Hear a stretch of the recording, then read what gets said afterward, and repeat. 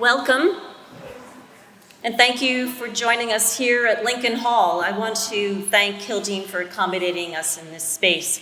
If you don't know me, I'm Gloria Palmer, the Executive Director of Green Mountain Academy for Lifelong Learning. We offer a wide range of educational programs for adults that are scholarly and practical, local and global, historical and current, and academic and hands-on.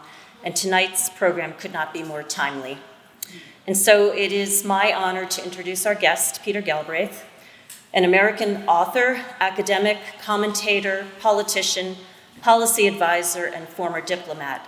In the late 1980s and early 1990s, he helped uncover Saddam Hussein's gassing of the Kurds. From 1993 to 98, he served as the first US ambassador to Croatia, where he was co-mediator of an agreement that ended the Croatian War of Independence. In 2009, he was appointed United Nations Deputy Special Representative for Afghanistan, where he contributed to exposing the fraud that took place in the 2009 presidential election in Afghanistan. Galbraith served as Democratic member of the Vermont Senate for Windham County from 2011 to 15, and was a candidate for governor of Vermont in 2016. Please join me in welcoming Ambassador Peter Galbraith.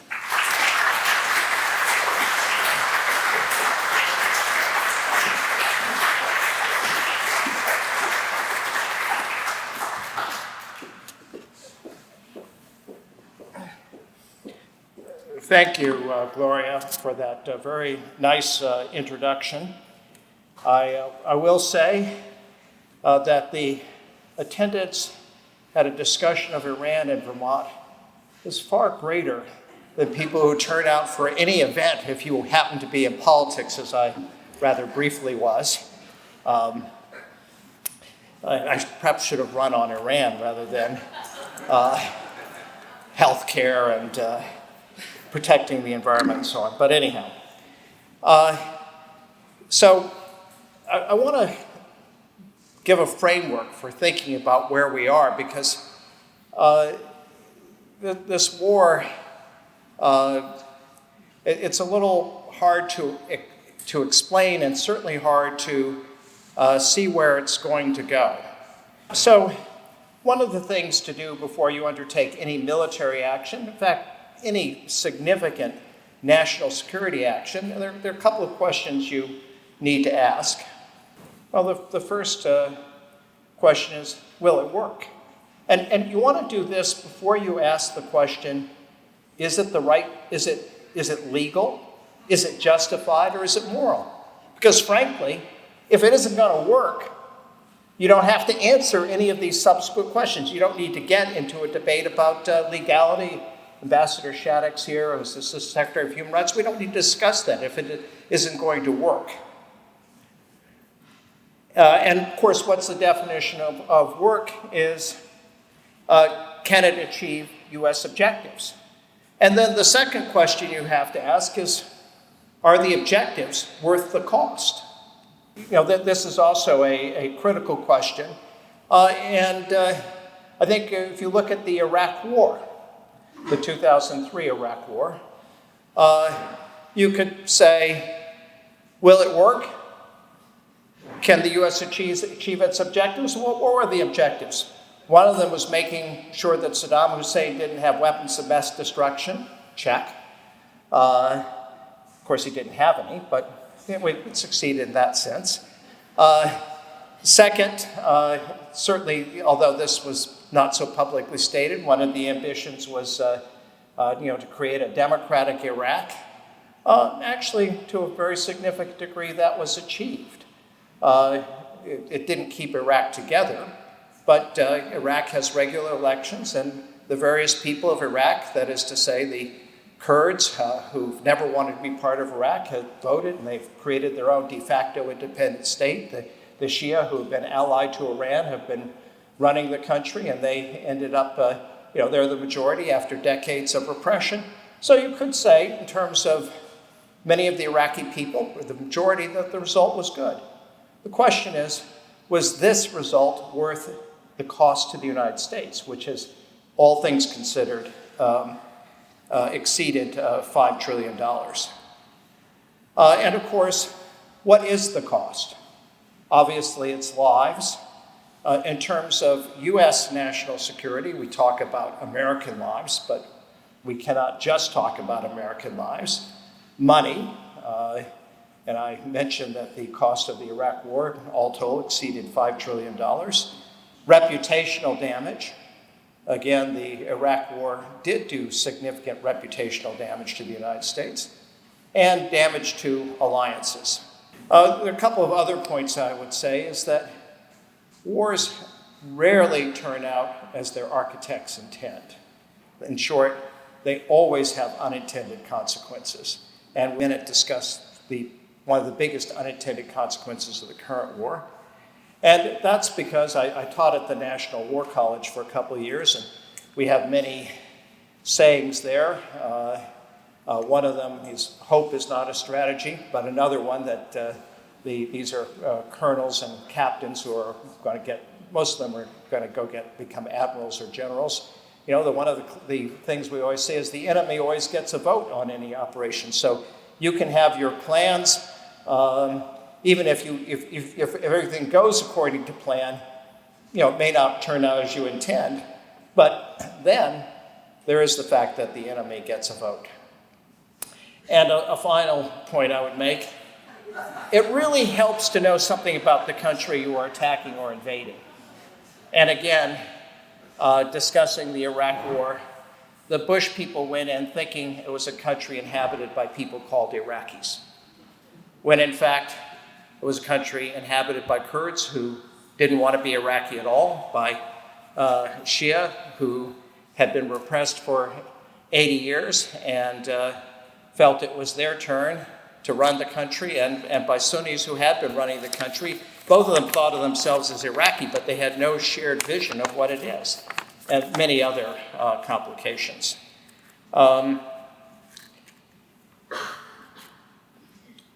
So, applying this test, will it work? What are the US objectives in the Iran war? And of course, I have been many years involved as a negotiator and mediator, and I can tell you the number one reason that people don't achieve what they want in a negotiation is that they have never figured out what they want. So what is it, and that's certainly true if you're going to launch a military action, what are the objectives? As articulated by Donald Trump, it is that Iran would never have a nuclear weapon. They eliminate the Iranian missiles, regime change, eliminate the threat from Iranian proxies in the region. Actually, and this is the unintended consequence, when he entered the war, keeping the Strait of Hormuz wasn't open. Keeping it open wasn't an objective because it was already open. And this is always a little hard to parse, but it's kind of hard to escape that there isn't some economic interest for someone in all of this, of which the latest discussion of a 20% toll on traffic going through the Strait of Hormuz is one. But let's go through these things individually. So that Iran would never have a nuclear weapon. Well, the Iranians, of course, have always said that they have no plan to have a nuclear weapon. And there was an agreement, and I'll go over this, in which was intended to keep Iran from having a nuclear agreement negotiated by the Obama administration. And Trump, in his first term, terminated it, even though Iran was abiding by its terms. In terms of eliminating Iranian missiles, well, that turns out to be pretty hard to do because these are in lots of different places. There's no doubt that the military has been successful in eliminating a lot of the launchers, a lot of the missiles. But there's a little bit of economics in all of this. We talk about missiles, of course, there's been the evolution from missiles to drones.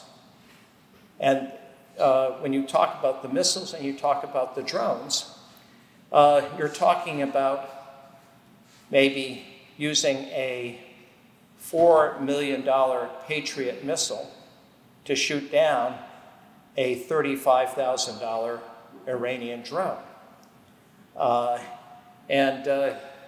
That is one way. Flying lots of drones, even if they don't go through, is in fact a good way for the Iranians to run up the cost.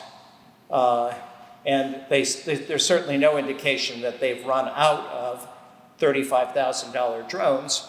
And incidentally, when they do, or if they do, they can also go on Amazon, maybe not Amazon.ir,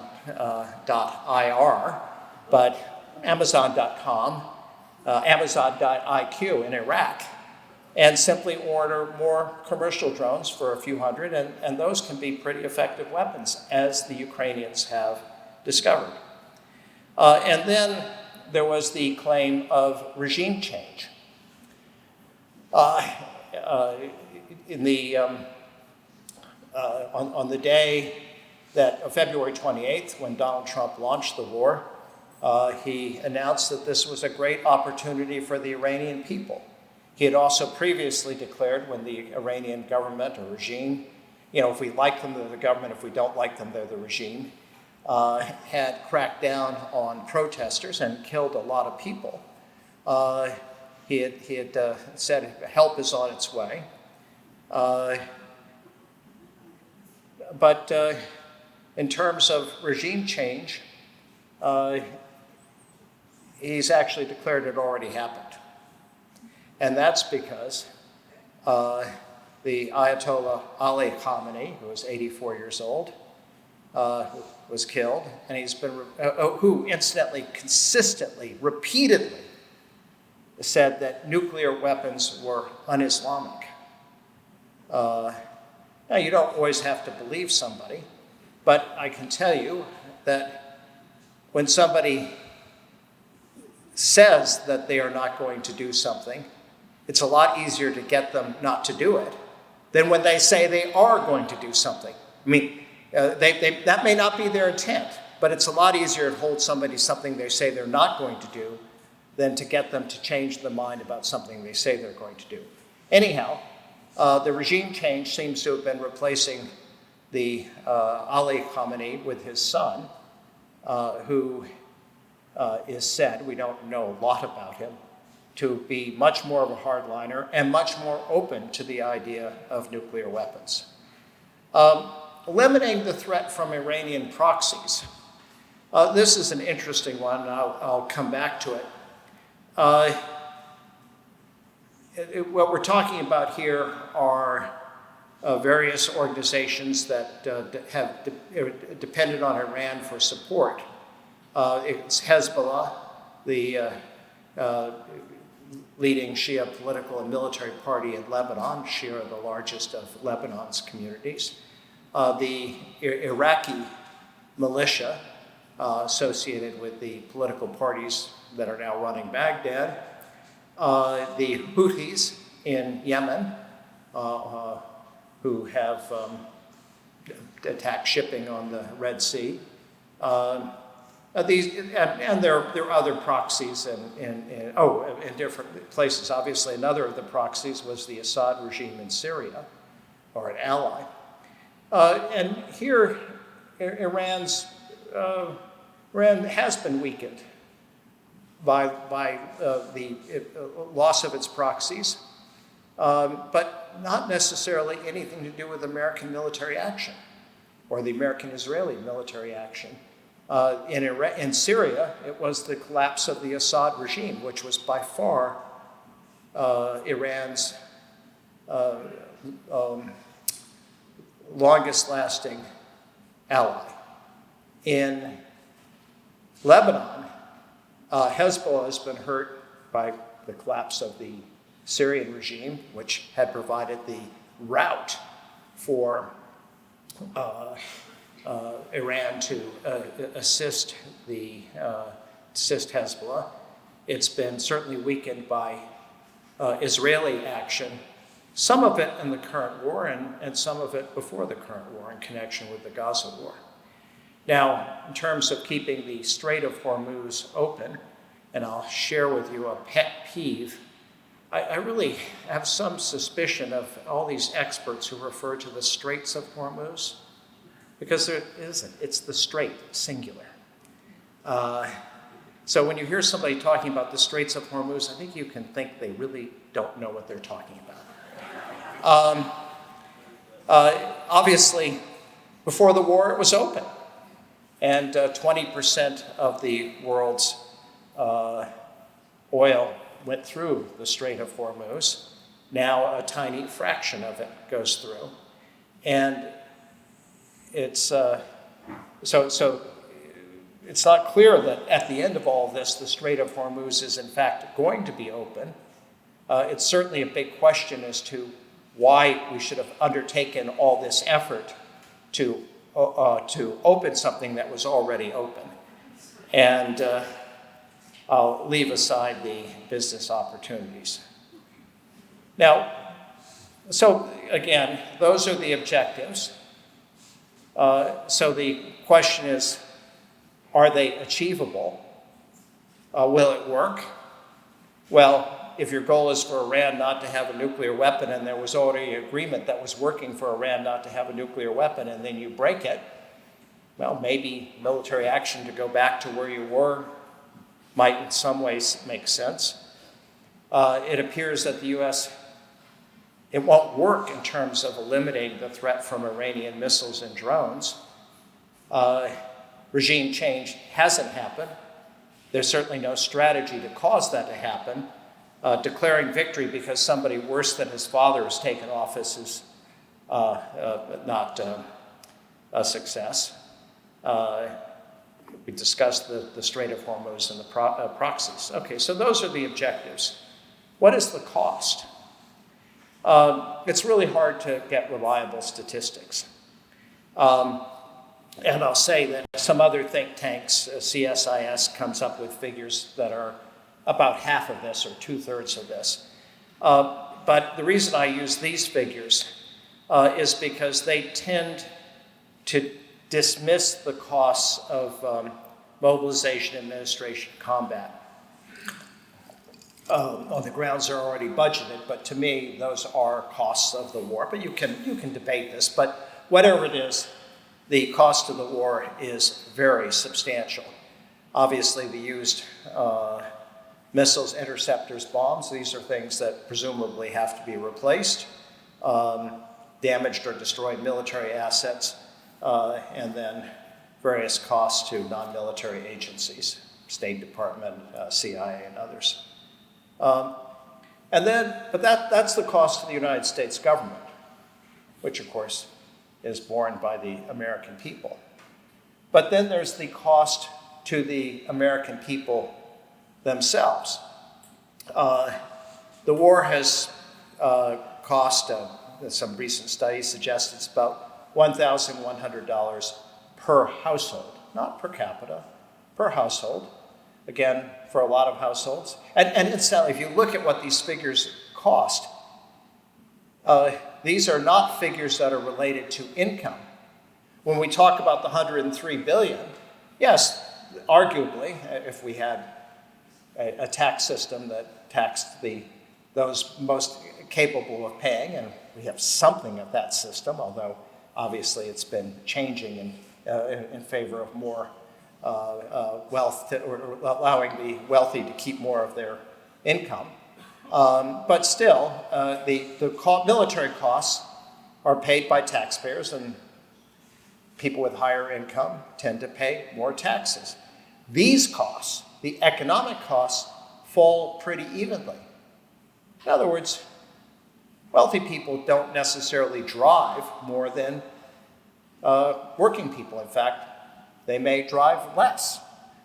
They may, of course, you consume more in some things like airfare, but they don't tend to eat more in terms of raw material of food. Yeah, they may eat fancier restaurants, but when they go to the fancy restaurant, they're paying for the service and the cuisine. Okay, caviar might be a bit more expensive, but that probably is related to the Ukraine war, so we can't really include that. So what has fallen pretty uniformly on Americans is higher gas prices, about $200 per person. And that makes up probably the bulk of the $1,100 per household, if a household is 2 or 3 people. So again, are the objectives that I described worth these costs? That's the question. And I wanted to just sort of give just a little example of the, overall, there's so many cases of this, but the overall economic consequences of the war. This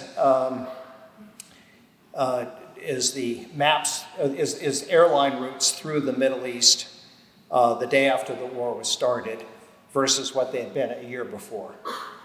And you can see, that the places in the Gulf, Dubai, Qatar, Abu Dhabi, were major hubs. And the day after the war started, basically all this aviation which connects Europe to Asia disappeared. And even today, not that much has, there are some flights, but not much has resumed. And you see how flights have altered since March 2nd. Just a small point. Okay, I think we could say that the nuclear issue was the most, the most compelling, I think most compelling for most Americans, certainly from a national security point of view. If you think that Iran with nuclear weapons could be a threat to the United States, you might want to be sure that they didn't have them. So what had Iran already agreed to under the Obama agreement, the Joint Comprehensive Plan of Action, which incidentally referred to as President Obama's agreement, but it was actually negotiated not just by the United States, but by the Europeans and the Chinese were all people on it, and had been endorsed by the Security Council. So before it was implemented, on the date of it came into effect, and Iran had already done things, it eliminated 98% of its uranium stockpile. It had removed and destroyed the core of the Iraq reactor, which blocked the production of weapons-grade plutonium. There are 2 routes to the nuclear weapon, both of which were used by the United States in World War II, one through plutonium and the other through enriched uranium. Basically, under the nuclear deal, Iran gave up the plutonium route and gave up 98% of its uranium stockpile, which was sent to Russia. Moved 2/3 of the centrifuges, those that are used to enrich it, and those that remained were under continuous IAEA monitoring. And they halted all uranium enrichment at the underground Fordo site. And they allowed the International Atomic Energy Agency to monitor Iran's nuclear program and implemented transparency measures such as the additional protocol to prevent greater access to inspectors. And then, because there was a lot of work that Iran had done on possible militarization of its nuclear program, this was also shared under the agreement with the IAEA, which enabled them to then improve its inspections. So that's what Donald Trump ripped up. And we might compare that to what he is seeking to achieve and what he in fact says he achieved in the memorandum of understanding with the Iranians. Okay, and then further under the JCPOA, no more than 300 kilograms of uranium enriched up to 3.67%. 90% is the level you need of enrichment to make a nuclear weapon. And 300 kilograms probably, if you enriched it to 90%, might be enough for 10 weapons, 10 weapons. But it wasn't enriched. And but one thing to understand about the process of enrichment is that it's a big jump from 3.67% to 20%. And not so big a jump from 20% to 60%, and not a very big jump from 60% to 90%. So the real issue is going from the very low level to 20, 30%. Limited, again, the centrifuges, closed the enrichment Fordo, and ship out spent fuel from its reactors. So it wouldn't be reprocessing or keeping it in Iran. So then in the memorandum of understanding, the 14 points, and I'll run through this, but what was it that the Iran had agreed to? It agreed that it wouldn't develop nuclear weapons. That was considered then to be an achievement, although it was already what it had previously agreed to. It agreed to agree. In other words, agreed to negotiation. And I think if there are any lawyers here, you'll know that an agreement to agree is actually not an agreement. Can't enforce that in court. You have a contract, so we'll agree to agree about this, and can't get away with that. That's also true in diplomacy. So it agreed to agree on how to handle its existing stockpiles, but it didn't agree to any particular course of action. It did agree to blend down its highly enriched uranium, but with no discussion of how it would be done or where it would be stored or any of that.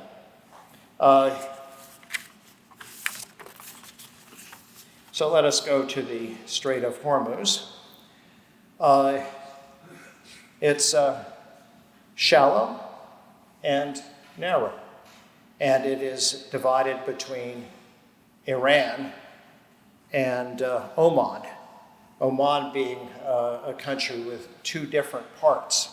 The peninsula that juts into the Strait of Hormuz, and then the territory of Oman on the Arabian Sea. So it's a very narrow choke point. And what the Trump administration clearly did not anticipate when they launched the war was how easy it would be for Iran to close the strait. Now, why was it easy?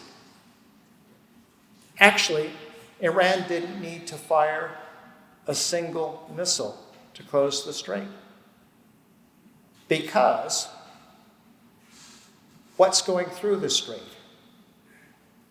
Oil tankers and LNG vessels. They are full of stuff that is highly flammable. And if you own one of those things, they're pretty expensive. They're full of expensive, the contents are expensive, and the ships are expensive. So you want to insure them. And nobody is going to insure a ship or the cargo or the ship if they think it's going to be vulnerable to attack. And therefore, people who own, the companies that own the ships basically are not going to send them through the Strait of Hormuz. Or at least not until the price of the cargo gets so high, which it has not done, that it would be worth losing the occasional cargo ship and the occasional crew, most of which come from places like India. So they are not, they're from a business point of view, they're not valued. Obviously, they should be valued from a human point of view. and so basically, no matter all the discussion about the strait being open or closed, and the Iranians have fired missiles, but that's not really the key thing. It is that it is economically too risky to go through. This shows just some of the places that the Iranians have struck. Obviously, heavily Israel, Hezbollah as well, firing from there, but they've hit facilities in Kuwait, American bases, and Kuwaiti facilities in Bahrain, where there's a large naval base, Qatar, United Arab Emirates, and even Oman, which was playing the role of the mediator. And there's some economics of that as well. So Qatar is one of the world's largest, I think it's actually the world's largest producer of LNG, liquefied natural gas. And this is produced at one of the largest fields is the Ras Laffan gas field, which has 14 trains. These are what you call the facilities that take the gas, process it in, freezing it and so on, so it can be then put on a ship. And the Iranians hit with $35,000 drone missiles 2 of the trains and set them on fire. And each of them cost about $7 billion to repair. 35,000, $7 billion. But that's not the whole story, because then there's the lost production, and that's about 20 billion per train. Of course, it depends how quickly you can repair it. So what you're really talking about is something on the order of $60 billion in losses, really inexpensively. And people may quibble with me, maybe those drones are a bit more, maybe you had to use several of them, but you see the math and the vulnerability of the Gulf. And of course, that is a vulnerability of the global economy.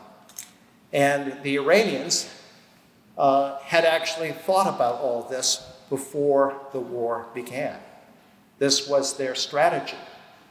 But the people who launched the war didn't think about what the Iranian response might be. And this famously goes to the maxim that I mentioned earlier from my time at the War College: the enemy gets a vote. I wanted to compare what the JCPOA had and what was achieved in Trump's MOU. The Trump agreement, it had 14 points.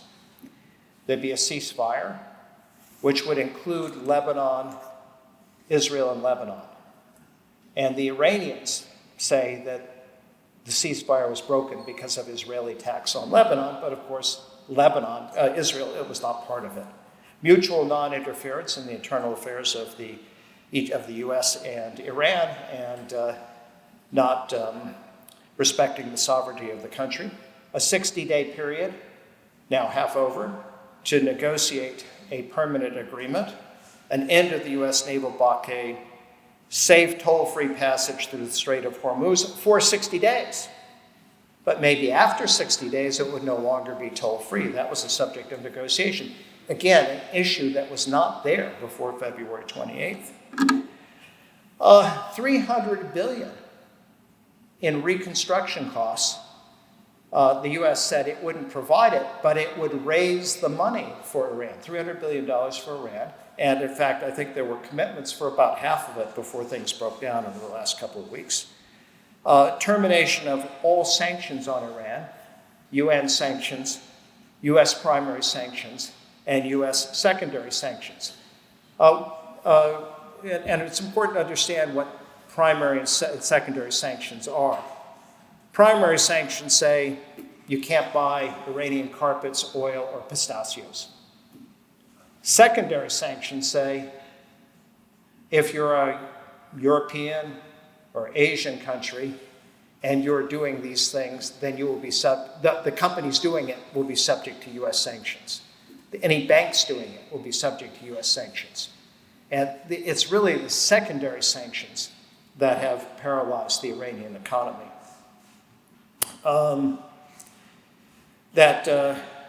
Again, the other achievement, Iran wouldn't develop nuclear weapons, and Trump said that was great. They made that promise, although, again, there was nothing new to that. And they would agree about the future. The status quo would remain until there was an agreement, and there would be a waiver on Iranian exports so that the prohibition on Iran from exporting its oil would stop. Iranian funds would be unfrozen, and negotiations on the remaining implementation, on remaining issues would take place after implementation commenced. In other words, Iran would get the ceasefire, blockade, removal, oil waivers, and frozen assets before it made any deal on nuclear weapons. So that was the Trump agreement. I think you can see pretty clearly far less than what had been done under the JCPOA, where Iran didn't get sanctions relief until it had already reduced its uranium stockpiles by 98%. It didn't get sanctions relief until it had destroyed the Iraq nuclear reactor, the plutonium route. All these other things it didn't get until Iran had already done what was required. Here, basically, it's getting, under the Trump agreement, it's getting things based on a promise to agree. And then, just in terms of finance, the JCPOA was worth probably $100 to $150 billion to Iran in terms of trade exports. And Iran got $29 billion in unfrozen Iranian assets. The Trump Memorandum of Understanding would be worth well over $300 billion. $300 billion is the reconstruction funds, then the unfreezing of assets. So far, $25 billion has been unfrozen. The unfreezing of assets, the ability to export, and so on. All right, and let me just go to another subject, which is, what is Iran? Who's the enemy? We have a tendency to view our enemies as a single entity, but we understand fully that the United States is not a single entity. We know that there's the president, the Congress, the Supreme Court. We know that there are different voices within any administration. There's the Pentagon, there's the State Department, there are the professional diplomats, there are the military. We understand the diversity of opinion, even within the US government and within the executive branch. But when we talk about other countries, particularly adversaries, we see them in a very homogeneous manner. And I want to suggest to you that that is not at all how to look at Iran. The first thing is, it's a very diverse country. Persians are actually less than 50% of the population. In the West, you have the Kurds, who are a highly disaffected minority in all four countries where they live. You have that's in the northwest. You have in the southeast the Baluch, who are also in Afghanistan and Pakistan. And then a very powerful minority, including many of the religious leaders, are the Azeris, the same ethnicity as in Azerbaijan. Iran has its complexities ethnically, but also politically. In 2015, I led a group from Harvard University to Iran. Harvard University, like many universities, has programs for its alumni, and actually other people as well, to go to different countries, and then they hire somebody, or they don't hire, they invite somebody to come along. You have this wonderful trip, and you give a few lectures, but it's actually terrific. And this was the first trip to Iran by Harvard and maybe any university. But since it was Harvard, they certainly wanted to make an extra effort. So they provided a very special interpreter to be with us. And when he introduced himself, he said, "My name, let me tell you my name. My name is Saeed Mohammed Pejman." Saeed, that means I'm a descendant of the Prophet. Muhammad is one of the names of the Prophet. Pejman is where I come from. And after that, he had not one good thing to say about Islam. These were a bunch of sand pounders from Arabia who had come up and undermined the beautiful Zoroastrian Iranian culture. And there are lots of Iranians who feel that way. When I go visit, a number of Iranian friends would go to their homes. What's the first thing that would happen? Off go women have to have scarves. Off go the scarves. And the second thing is, what would you like to drink? And I have to tell you, go to their house, you get a better bar than you'll at my house, and my bar's not bad. I don't want to say, I'm skimp, but they have full range of everything. Our guide explained how you would get your alcohol from your liquor dealer on speed dial. And every place we went, people would come up to us and they'd go, "Where are you from?" And one of the Harvard travelers was Swedish, although he lived in New York. He'd say Sweden. Next person, "Where are you from?" United States. "Oh, America, America." And so the Swedish guy began saying New York, because thought Sweden was neutral. It was then, it hadn't joined NATO, but it got much. So there's it's really one of the most pro-American places, and of course there's enormous opposition to the system, and we saw this when the Khamenei was the supreme leader was assassinated. There were people all out on the streets of Tehran celebrating. So again, like the United States, actually, it's really a very divided country. Now, should we want to see this system go? Absolutely.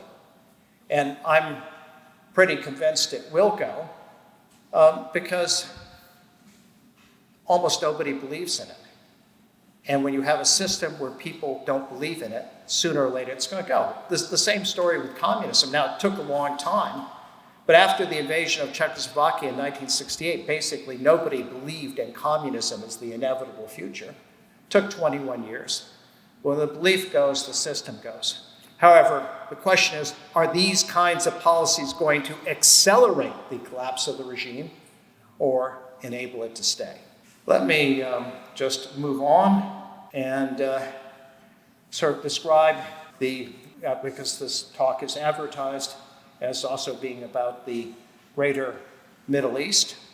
And what are the consequences? Well, the first place where change took place was Syria, where the Assad regime, which had been in power for more than 40 years, was toppled very quickly at the end of 2024 and replaced by Ahmed Shara, who was the leader of Al-Qaeda in Syria. Now, he claims to be reformed, and actually, I think he probably is. But many of the people around him are still extremists. And Syria is a very complex place. The Assads were from the Alawite minority. And the Alawites are about 10% of the population. The Iranians said they were Shia, but there are huge theological differences. The Alawites celebrate Christmas and Easter. They think women don't have a soul. Again, that's about 10% of the population. The Sunnis, which is where Shara is from, is about 60%. But there's also the Druze, which are a very different sect. They don't consider themselves to be Muslim, but the hardline Sunnis consider them to be apostates, people who were Muslim and gave it up. They consider the Alawites to be the same. And then there are the ethnic minorities, notably the Kurds. So this remains a very volatile situation in Syria. Lebanon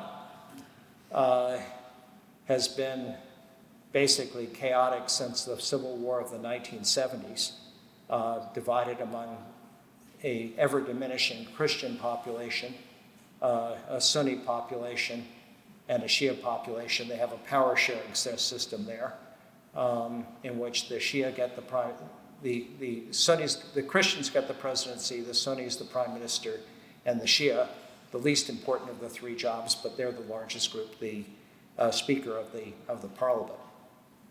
But the writ of the central government doesn't extend, and there is ongoing fighting between Israel and Hezbollah, the Shia party there.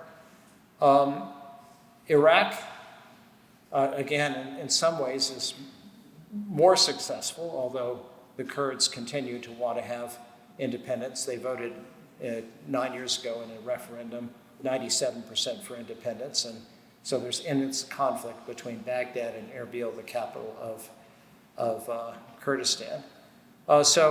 And then, of course, there's Israel.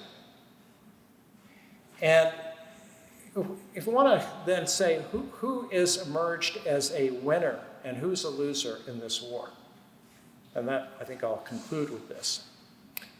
The truth is there are no winners. And that's the nature of war. The Iranians have, not necessarily because of the war, but over the last 2 years, lost a lot of ground, losing their partner in Syria. The Israelis have diminished Hezbollah in Lebanon. The Houthis remain fairly solidly in control in their part of Yemen. But there's no doubt a blow to Iran in terms of its international power projection. And of course, the Iranian economy has been hurt very much by the war. The United States, it's been hurt financially, economically, and it hasn't accomplished its objectives, basically none of them. It has, however, exposed a new vulnerability for the entire world economy, which is the Strait of Hormuz. And Israel, which instigated this, I mean, at least many people believe, it got Trump to do it. This is a country that has probably had the biggest strategic defeat, even though they think it's a victory. They think that they destroyed with their attacks the Iranian leadership, and then a year ago in June, that they got the Americans to destroy Iran's nuclear facilities. But in the course of the last 2 years, basically since October 7th, Israel has lost the overwhelming support in its number one ally, namely the United States. When I began working in government in 1979 for the Senate Foreign Relations Committee, Israel was the third rail of American foreign policy. And I handled the Near East and South Asia, but fortunately for me, somebody else handled Israel. And that person's job was to write speeches about, I called it Odrami, O-O-D-R-A-M-E, our only democratic and reliable ally in the Middle East. And that was the entire speech. That's why you ever said in the most recent elections in New York, a congressman in the second most Jewish district in the United States is strongly supported by AIPAC spending, the American Israel Public Affairs Committee, spending millions, was defeated 2-1 by a candidate who was campaigning against AIPAC for cutting off military aid to Israel and for a Palestinian state. I mean, this is a huge transformation, and of course, historically, the Democratic Party was the base of Israel. But Netanyahu has made his decision that he's going to link Israel to the Republicans. It was never quite a good bet because historically the Republicans, the country club party, you didn't really want to have Jews in your country club. But it evolved. But now, and I don't think the Israelis have quite figured this out, the MAGA crowd, which is now dominant in the Republican Party, see Netanyahu as the guy who got Trump involved in another Middle East war, which he had promised not to do. So there is that, and there was always an anti-Semitic element to MAGA as well. So, Israel's base of support has greatly diminished, and I'm not sure that they see that. We've talked about war, and at least I haven't really focused very much on the most important thing about war, which is that people get killed. And in the United States, the casualties for the U.S. are very small. 14 dead, 500 injured. There was a plane shot down, a refueling accident, some Iranian missiles hitting a facility in Kuwait. The Iranian casualties are much higher, although not huge, given the size of the war. 3,468 verified dead, of which about half are civilians. Other estimates are probably twice as high, but again, this is a country of now 60, 70 million. 4,000 dead in Lebanon, 69 in Israel, and 119 in Iraq. But always, statistics disguise the real cost.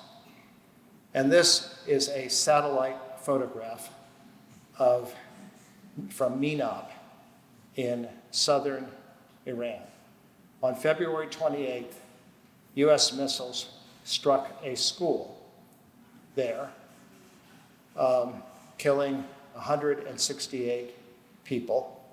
130 of them were school children. Some parents picking up their children because the news of the war had broken out, and teachers. And the thing about, in war, this sort of thing happens. But there's an additional story to this. And that is, after our experience in Iraq and Afghanistan, the Pentagon put in place an Office of Civilian Harm Prevention. And the job of this office was to examine every target to make sure that there would be either no civilian casualties or that civilian casualties would be minimized. Pete Hegseth, the Secretary of Defense, said that was all woke, and we were not going to tie the hands of our warfighters. And so he got rid of this office and the people who were working there. And you want to know how this happened. And there's been we keep saying there's going to be investigation, but it hasn't happened. But I saw this before in the Balkans, so I'm pretty sure as to what happened here. The school the school building had been part of an Iranian naval base. But 20 years ago, they moved the borders of the naval base so that the naval base was adjacent to the school, and the school, which had been an administrative building which had previously been an administrative building of the naval base, had become a school. And if we'd done our due diligence, if we'd had this office operating as it should, it's quite possible they would have looked at more updated maps, and they would have seen what the school is. Anyhow, This is obviously the cemetery where these children are buried. And now, let me turn it open to your questions.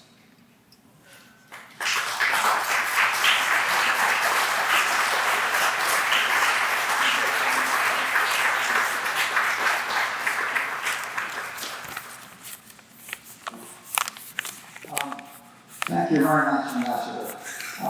We all can see that everything you said about the build-up to this engagement is not thought through and was a mistake.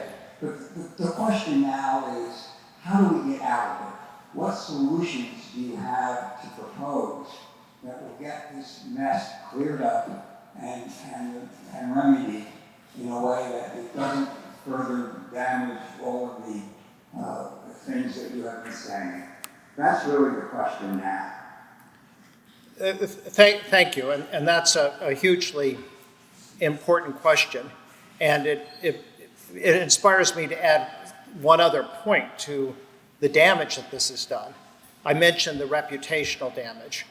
This has done great damage to our alliances, our allies, who incidentally were not consulted. And then Trump is furious that they didn't allow their bases to be used for the attacks on Iran. And he, at one point, had said that he's going to cut off all trade with Spain. Stock up on your olive oil. Doesn't grow in Vermont. But so one of the other things that's happened is the Europeans, basically are saying, hey, we can't deal with the United States. American leadership is much diminished. And so they're looking to go their own way. And my friend John Shattuck is here. He was the Assistant Secretary for Human Rights during the Clinton administration and involved in the Dayton peace process, and later ambassador to the Czech Republic in the 90s. And he knows just how much power we had in the 1990s to solve all sorts of problems around the world, which we don't have. And that, of course, does diminish our ability to solve this.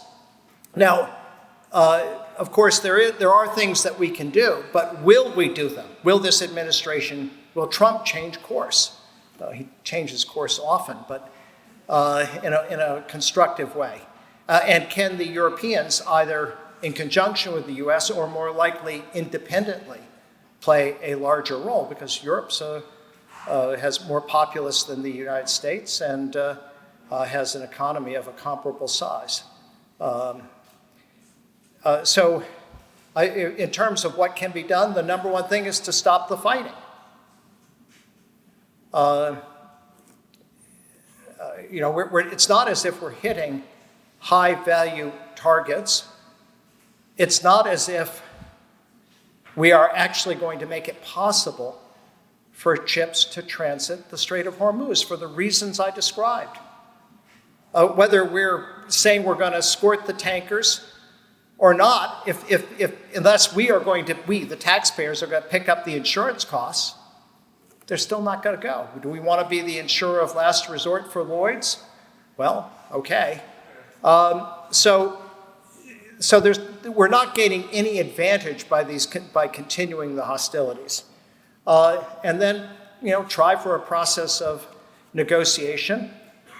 Try to get back to what was previously agreed and stick with it. But if you're an Iranian leader, and remember, I described the United States. We know about the different constituencies, not only the Democrats and the Republicans, but within the administration.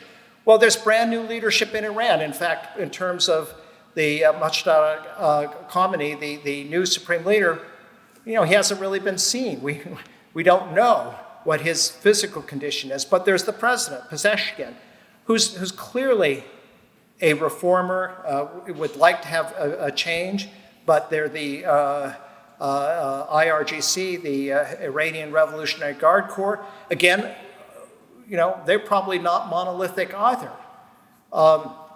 So one of the difficulties in terms of trying to make a deal with the Iranians is who you deal with, because nobody wants to be the guy to make concessions, because that you're the one who looks weak, and particularly when you're in a leadership transition. So are there people that we could deal with? And would the Iranians trust us? America's word has not been very good. In fact, it's been terrible in this situation. They made a deal. They were honoring the deal. Trump broke it, the JCPOA. There were negotiations going up the day before, 2 days before the strike, in which the Iranians had basically agreed to, was it Witkoff and Kushner, they made some major concessions on the uranium enrichment, at least according to the press reports. And then the U.S. struck, and not only struck, but engaged in assassination of the top leaders. And incidentally, if you're the new supreme leader, you lost your father, I think your wife, your child. This may not dispose you particularly well toward the United States and particularly the current leadership. So the one thought I have is that the first step would be to stop the fighting. And incidentally, in terms of the breakdown of the ceasefire, certainly there were Iranian missiles fired at some ships.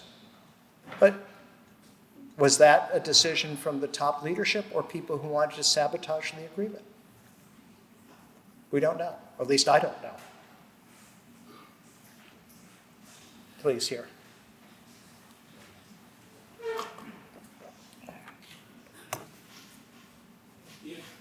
The Iranians don't, what would be the consequences? Well, so the question is, if the Iranians developed a nuclear weapon, what would be the consequences? What's interesting about having a nuclear weapon is that it's essentially unusable and it doesn't really provide you with any security. The Israelis have nuclear weapons. Oh, was I supposed to say that? Oh, yeah.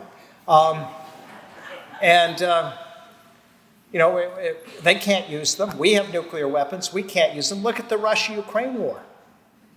The Russians have nuclear weapons. Maybe they deterred the United States from doing some things at the beginning because of understandable concern not to have nuclear escalation. But the Ukrainians are now launching attacks all over Russia with their drones. I hope you saw Zelensky's comment when Trump asked him if he would go to Moscow to meet with Putin. He said, well, yeah, I guess I'd think about it, but it's a little dangerous there. There are all these Ukrainian drones flying around.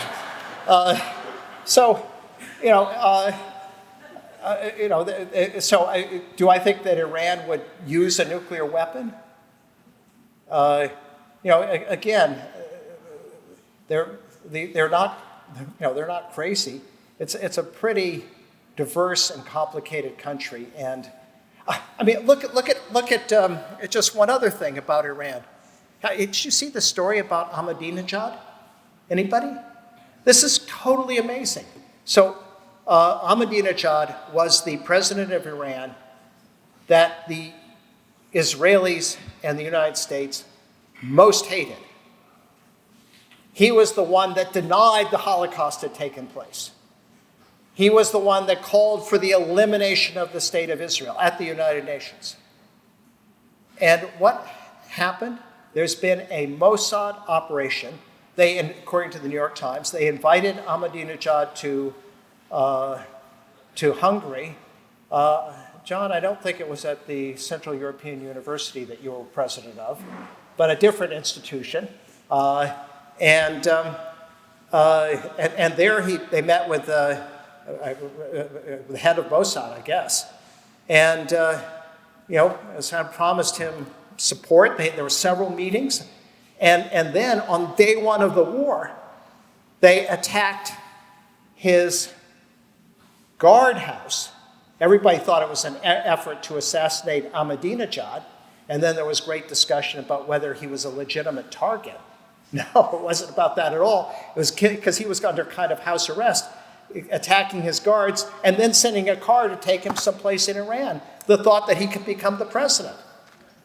So this is kind of the complexity. And also, I don't know, the extraordinary weirdness and, to my view, lack of professionalism of what's going on, but including on the part of the Israelis. No,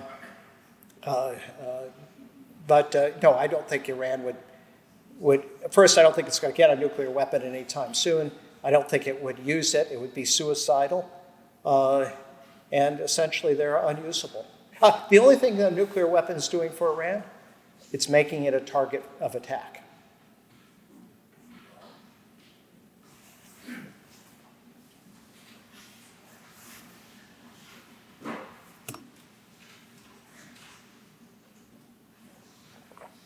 I have two questions, if that's okay. One, I would like to hear your thoughts on the president using personal envoys instead of diplomats. And I'd also like to hear your thoughts on something the president said early on in the war about sending weapons to the Iranian protesters through the Kurds, whether or not you think that's true or what the consequences of saying that might be. Thank you for both of those questions. Yeah, I kind of think like having a real estate developer conducting diplomacy. Maybe you would like to hire me to come build your house? I'll give you a very good high price. I don't really know very much. I guess the foundation goes underneath. Roof on top, I can master that. Yeah, no, I mean, and this is the problem with these agreements, because when the JCPOA was negotiated, you had professional negotiators doing all the detailed negotiations. That is how you got something as comprehensive as what I showed you. And incidentally, I just gave you the highlights. One of them was the Secretary of Commerce, who was a nuclear. Secretary of Engineer, who is a expert on all matters nuclear. But there were also professional diplomats, and not just from the United States, because it wasn't just an American agreement. I think you have a lot of amateur hour. You see it also in Syria, where another real estate developer, Tom Barrack, is both the ambassador to Turkey and the special envoy now Syria and Iraq. And among his profound statements was that federalism has never worked in the Middle East, which of course would contrast to the highly successful centralized regimes like Assad in Syria and Saddam Hussein in Iraq. I mean, but this is all, these, and the effect, when you make these statements and you're the envoy, what do? You really annoy the people you have to deal with, like the Kurds, like the Druze, like the Alawites. Now, in terms of, this is your second question is something that I know a fair amount about. Let's just for a second go back to this map. You will see that the Kurds are, is that brown up in the northwest? Now, one thing you might notice about that is that actually it's quite far from Tehran. So the idea that you could arm the Kurds in northwest Iran and overthrow the Iranian regime in Tehran hundreds, 500, 600 miles away, was a bit ridiculous. The second point is the people proposing this had no understanding of America's history with the Kurds. For more than 50 years, the United States has been using the Kurds, or trying to use the Kurds as proxies, and then betraying them. This goes back to Henry Kissinger. In 1970, Mullah Mustafa Barzani, the Kurdish leader in Iraq, made a deal with the Iraqi regime, actually negotiated by the vice president, Saddam Hussein, to suspend the Kurdish insurrection in exchange for autonomy. But they did resolve the issue of Kirkuk, which is an oil-rich city there. And so the Shah of Iran went to Barzani and said, we want you to resume your rebellion and we'll fund it. Barzani said, I certainly don't trust you.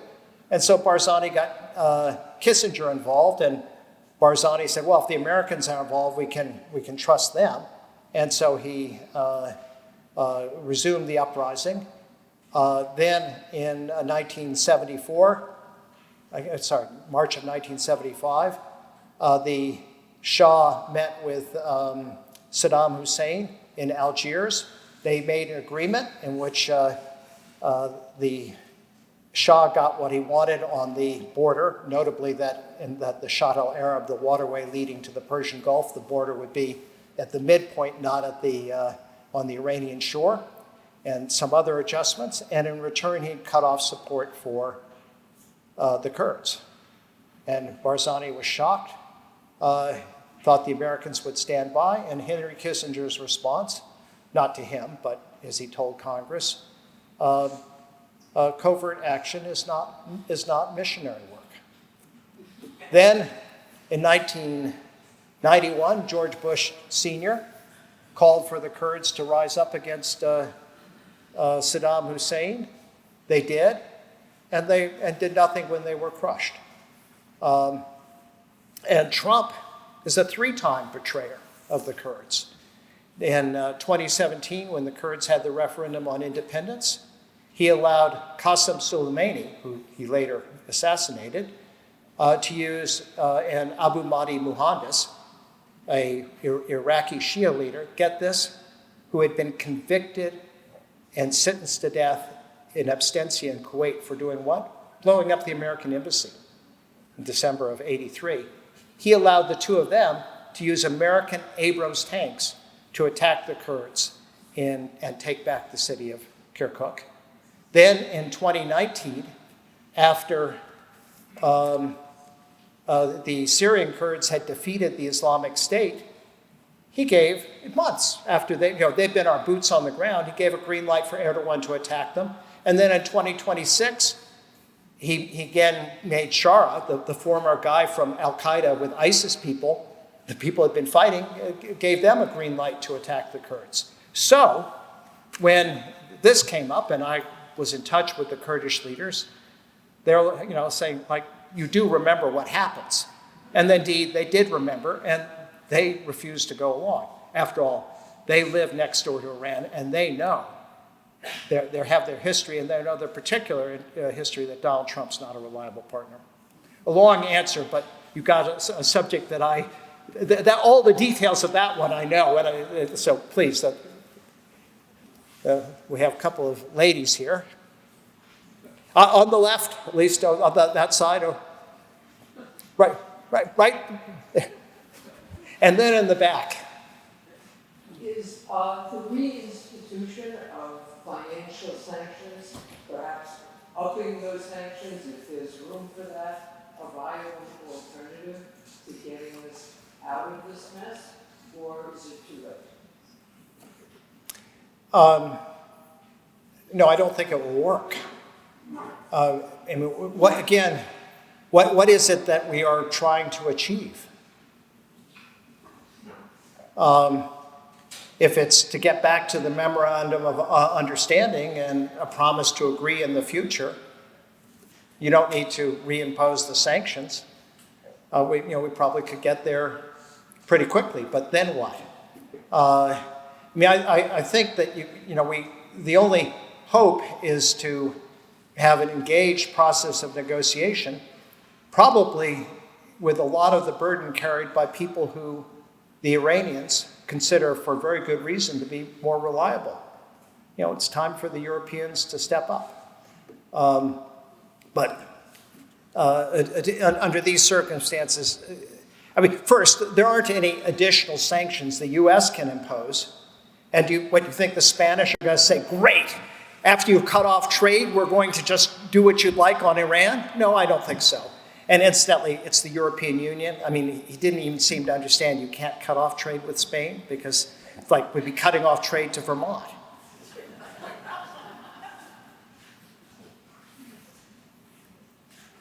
in addition to all the horrible environmental, human, economic atrocities that have happened with this war, I think one of the worst things possibly is how embarrassing it is for our country to have a president out there telling the world he doesn't know what he's doing.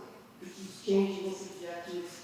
He says one day that we're going to close the strait, the other day impose totals, and the next day we're not going to do that.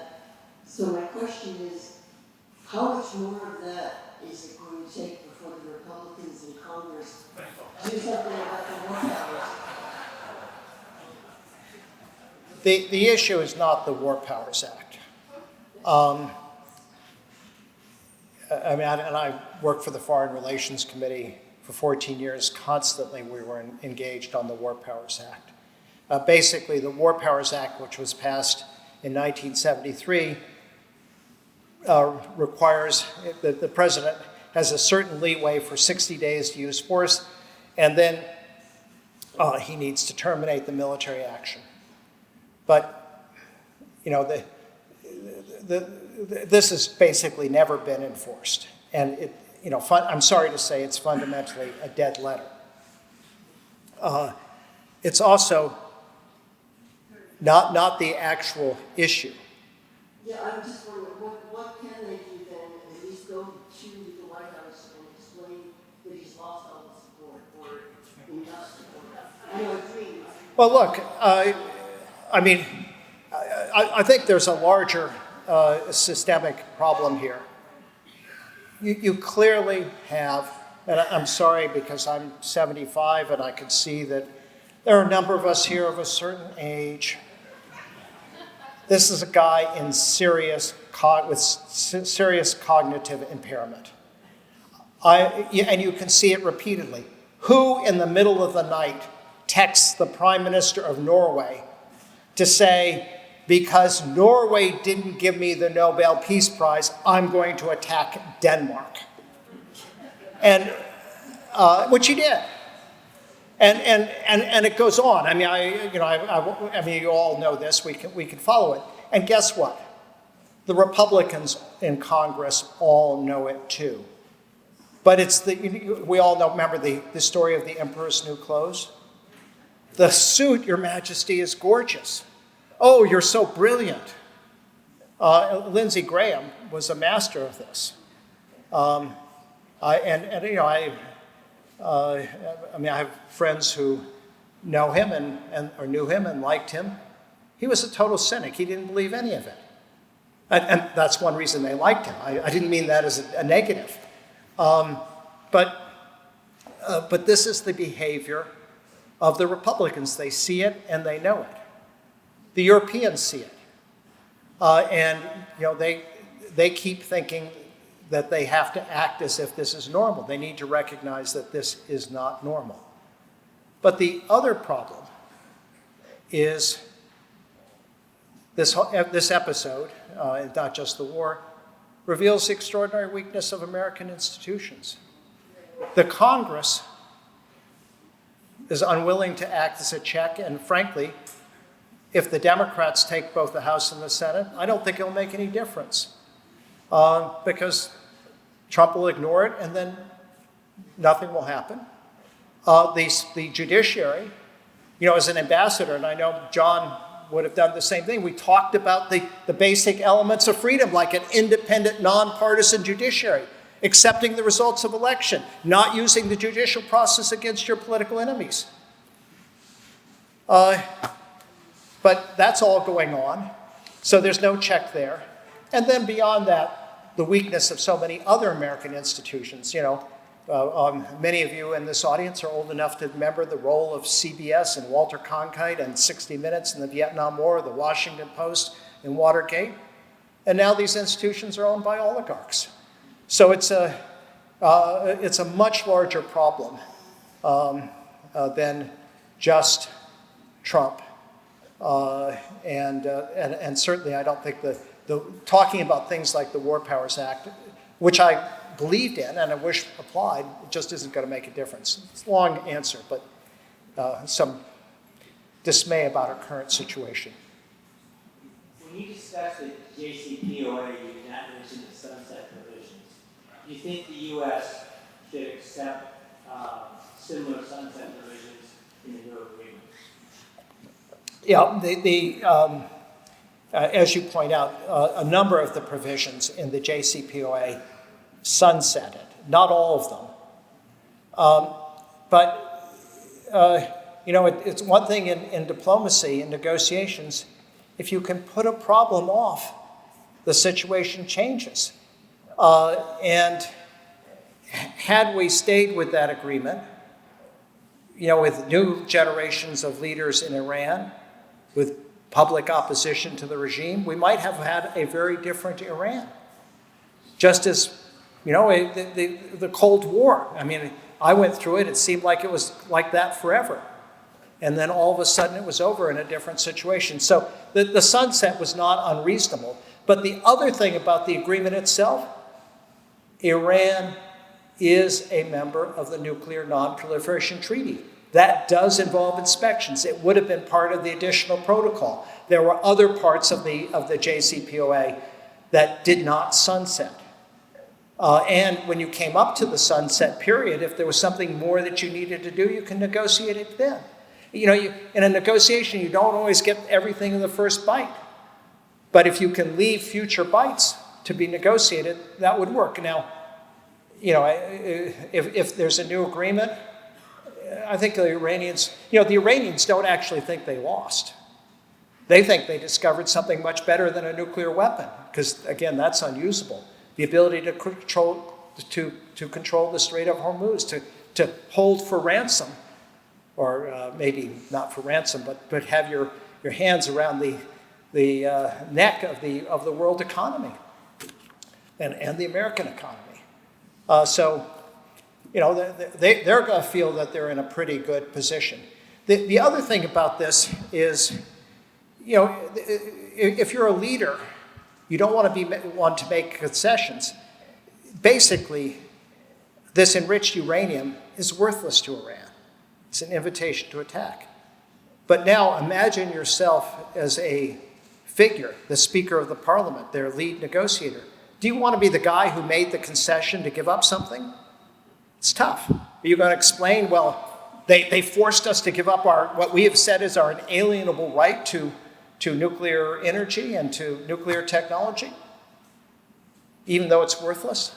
That's very hard to do. Peter, it's 7 o'clock.